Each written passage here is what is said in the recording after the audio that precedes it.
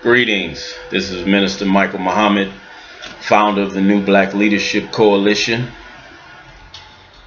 I'm going to offer some video talks over the next few weeks on behalf of the New Black Leadership Coalition.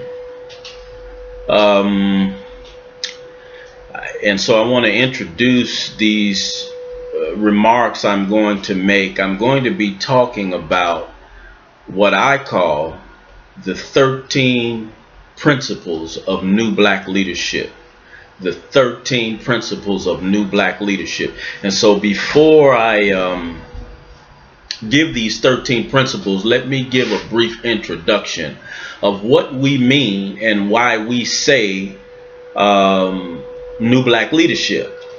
Many times people see the name of the organization, and even some of us as members of the organization, we've had this conversation about exactly what do we mean New Black Leadership. In fact, we've talked about it on both of our broadcasts, our CAN TV 21 weekly broadcasts, which will begin a new season in a couple of months, I think September, and our weekly intellectual radio broadcast on Monday nights at 10 p.m. at intellectualradio.com. Myself and the host, Brother Gregory Sane, who is a co-founder and board member of the New Black Leadership Coalition, we've had this conversation about what do we mean by New Black Leadership. And so I want to talk about that briefly before I get into the 12 principles, the 12 cardinal principles of New Black Leadership. So a lot of people think that when we say New Black Leadership, we are talking about a generational age-related thing.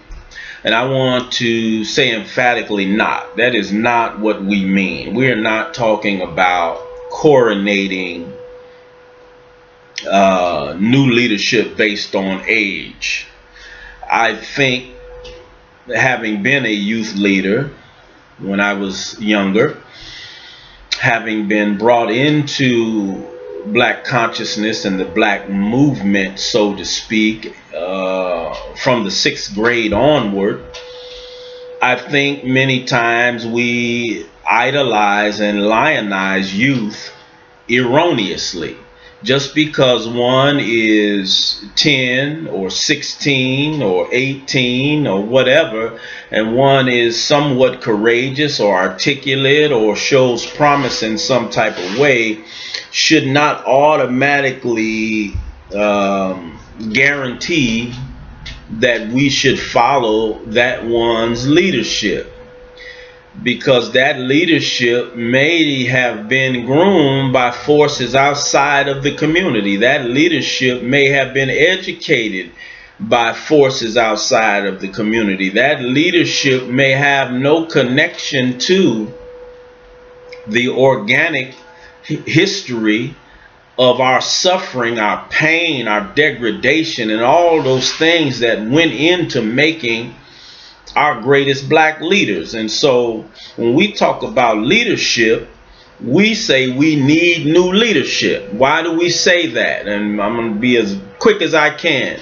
The reason we say we need new leadership is because if we look in corporate America, if we look in the social service industry, if we look in the halls of government, whether one is a bureaucrat, a appointed person in some type of leadership, whether it's administrative, management, or otherwise in government, or whether one is an elected official. And we have well over 10,000 elected officials across America. Black people are still suffering. So most of us, we get education, and we're proud of our education. We're proud of our degree. We're proud of what we think we have been taught through so-called institutions of higher learning. But when we go and establish a position in corporate America, in social service work, in government, normally we are afraid to use that position to advocate for our own community. Normally we get these positions, whether it's a middle manager, a upper management, a corporate manager, a political bureaucrat of some type, or an elected official. We still feel tremendously intimidated by white people. And so when we go in meetings, management meetings, planning meetings, etc., and we hear, sometimes we can't even hear the way that they are planning to devalue black life, black property, the black existence. Sometimes we don't even hear it. We don't even get it. It goes over our head, even though we're black and we're sitting in the meeting, because we're so indoctrinated. We're more indoctrinated into the red, white, and blue than we are to the red, black, and green. So we don't even hear when our open enemies are in private planning or making plans or setting policies that are to the detriment of the masses of black people who have been suffering since we were brought here in 1555. I know you think we came here in 1619 and that's when slavery began, but that's another byproduct of Eurocentric education and the arrogance of some black people who would rather believe what white scholars say versus what black scholars say.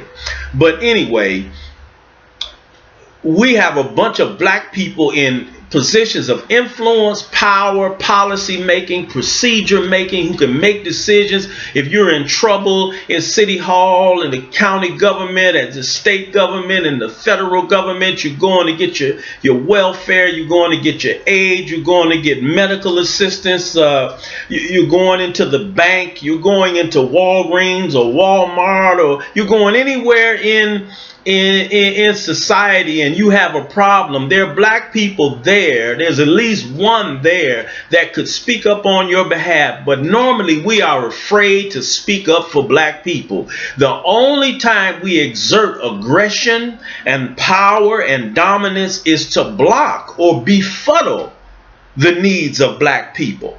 Many of us are like that. We would rather defend white culture, white ideology, the dominant white way of thinking, viewing, and doing things, white behavior. Some of us take pride in being able to participate in that. So we're happy to be present in the presence of white people and white institutions. We're happy, so we're happy to participate. We don't want to go against the grain. We don't want to make any waves. And if a black person comes in and it requires us to make a wave or go against the grain to advocate for our people, we keep our mouths shut. Or in fact, what we do is we go hard against that black person, that black family, that black neighborhood, that black community, or that situation that involves the plight of black people. Many of us are like that. Most of us in authority at some level in this society are like that, including the people that we elect to office. And so this is the problem. We have black elected officials.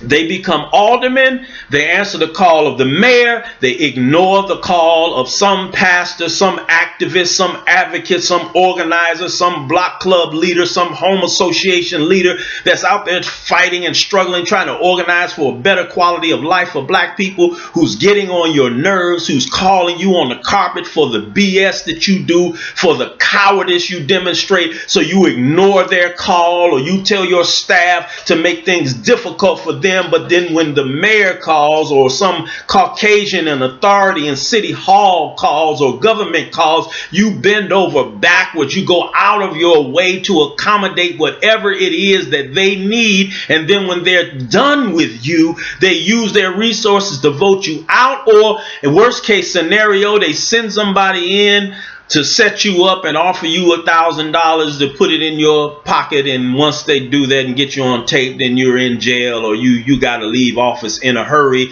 like a very well-known alderman here in Chicago recently had to do. He had to leave office and flee into corporate America because obviously they had something on him, even though he was a supreme accommodationist for white policies against black people and in black neighborhoods. So this is what we mean by new black leadership. We need people who will exhibit these 13 principles of new black leadership that we're going to talk to you about until we get through all 13 of them. And these will be a part of a larger writing and a larger body of work that we're crafting as a New Black Leadership Coalition to be a bridge between this generational thing, some of these artificial activists that have popped up of recent, that have been groomed, educated, and are controlled consciously and subconsciously by forces outside of the black community who have interests more in causes that have nothing to do with the traditional values of black people in America or in Africa or throughout the world.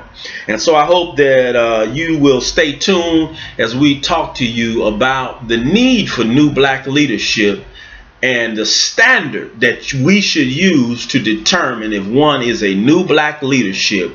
I will advance this standard that we call the 12 principles of new black leadership. Thank you and peace.